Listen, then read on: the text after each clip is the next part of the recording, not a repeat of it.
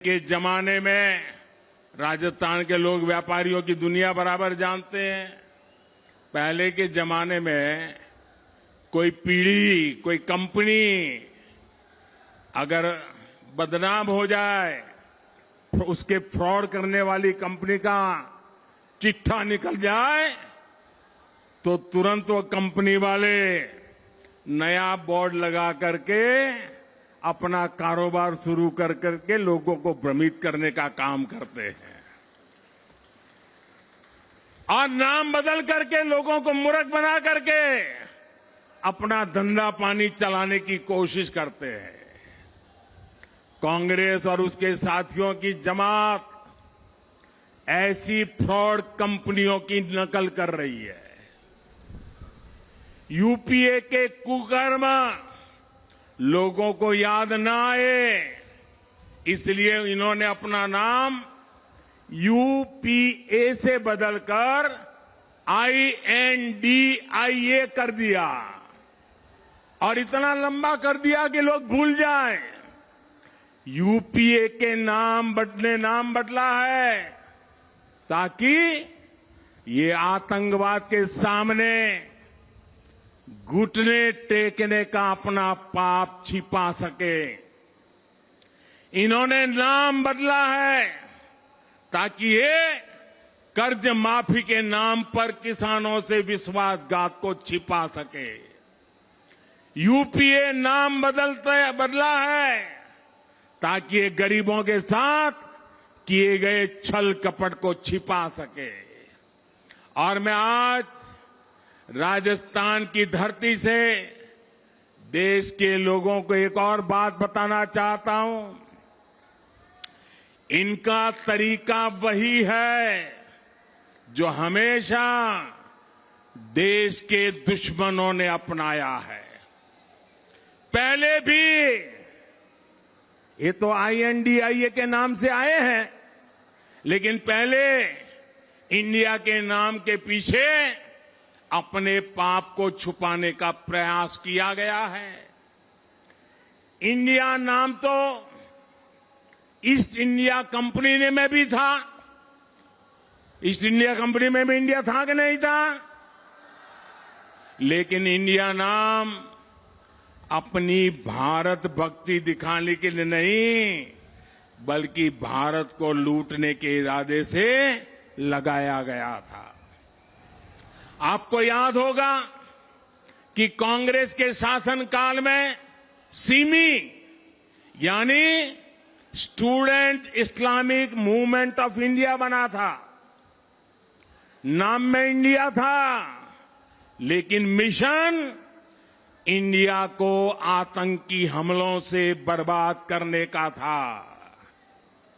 जब इसके कुकर्म सामने आए तो सीमी पे बैन किया गया और ये बैन हुआ तो फिर नया नाम लेकर आए। उन्होंने भी नाम बदला, PFI। सीमी बन गया PFI यानी पॉपुलर फ्रंट ऑफ इंडिया। नाम नया, नाम में फिर इंडिया, लेकिन काम वही पुराना। साथियों, INDIA के नाम के लेबल से ये अपने पुराने कारनामों को छुपाना चाहते हैं। यूपीए के कारनामों को छुपाना चाहता है। अगर इनको वाकई इंडिया की परवाह होती तो क्या विदेश में जाकर के विदेशियों से भारत में दखल देने के लिए बात करते क्या? अगर उन्हें इंडिया की चिंता होती तो क्या ये सर्जिकल स्ट्राइक और एयर स्ट्राइक पर सवाल उठाते क्या? इनको इंडिया की चिंता होती तो क्या ये गलवान में भारत की सेना के शौर्य को कटघरे में रखते क्या? साथियों, ये वही चेहरे हैं जो आतंकी हमला होने पर दुनिया के आगे रोते थे, कुछ नहीं करते थे। इन्हें देश के सुरक्षा बलों के सामर्थ्य पर भरोसा नहीं है। ये वही चेहरे हैं जिन्होंने हमारे सैनिकों का हक मारा है। दशकों तक हमारे सैनिक वन रैंक वन पेंशन मांगते रहे, लेकिन इन्होंने नहीं दिया।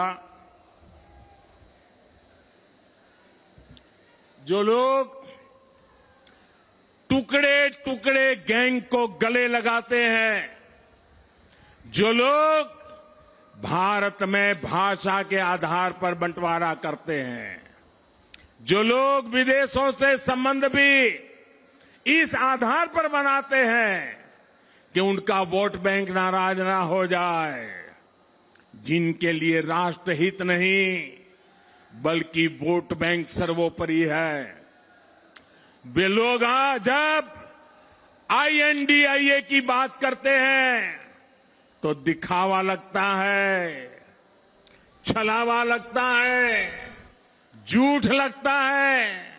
भाई और बहनों, इन लोगों में अहंकार कूट कूट कर भरा हुआ है।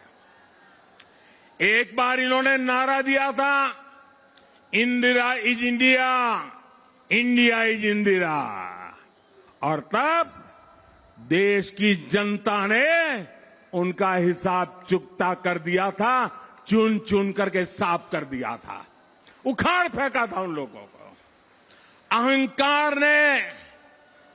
अहंकार से भरे हुए इन लोगों ने फिर वही पाप दोहराया है। ये सुधरने को तैयार नहीं है। ये लोग कह रहे हैं UPA is India, India is UPA. इनका जनता पर फिर से एक बार वही हाल करेगी जो पहले किया था। साथियों, हम जानते हैं कि आजादी का आंदोलन जब पूरी प्रखरता पर था तो महात्मा गांधी ने एक नारा दिया था। ये नारा देश के लोगों की प्रेरणा बन गया था और आजादी के आंदोलन में इस नारे ने ऊर्जा भर दी थी। नौजवान स्कूल कॉलेज में अपनी किताबें छोड़ करके महात्मा गांधी के आदेश पर आजादी के लिए चल पड़े थे, जेलें भर दी थी, अंग्रेजों की गोलियां कम पड़ गई थी।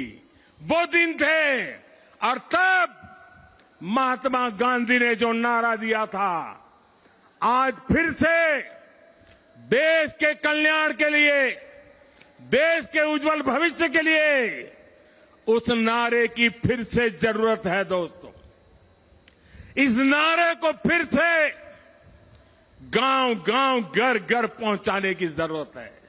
वो क्या नारा था? महात्मा गांधी ने नारा दिया था, क्विट इंडिया, अंग्रेजों इंडिया छोड़ो, अंग्रेजों इंडिया छोड़ो। और अंग्रेजों को देश छोड़कर जाना पड़ा था। वैसे ही आज हम समृद्ध भारत बनाने का संकल्प लेकर चले हैं। जैसे गांधी जी ने क्विट इंडिया का मंत्र दिया था, वैसे ही आज का मंत्र है भ्रष्टाचार क्विट इंडिया, भ्रष्टाचार छोड़ो इंडिया,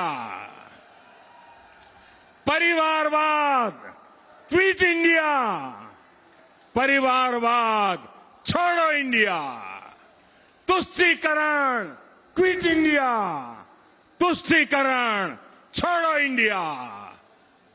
क्विट इंडिया ही देश को बचाएगा और देश को विकसित भारत बनाएगा।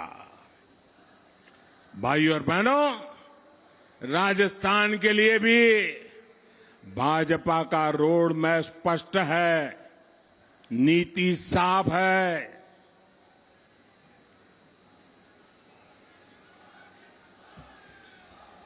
आने वाले 5 साल में जब भारत दुनिया की तीसरी बड़ी इकोनॉमी होगा तो उसमें राजस्थान की बहुत बड़ी हिस्सेदारी होगी। भाजपा सरकार बनते ही यहां भ्रष्टाचारियों पर, अपराधियों पर कड़ी कार्रवाई की जाएगी। भाजपा सरकार राजस्थान के नौजवानों की आकांक्षा को सम्मान देगी। भाजपा की डबल इंजन सरकार बिना रुके बिना थके काम करेगी। राजस्थान के पास सामर्थ्य की कमी नहीं है। राजस्थान के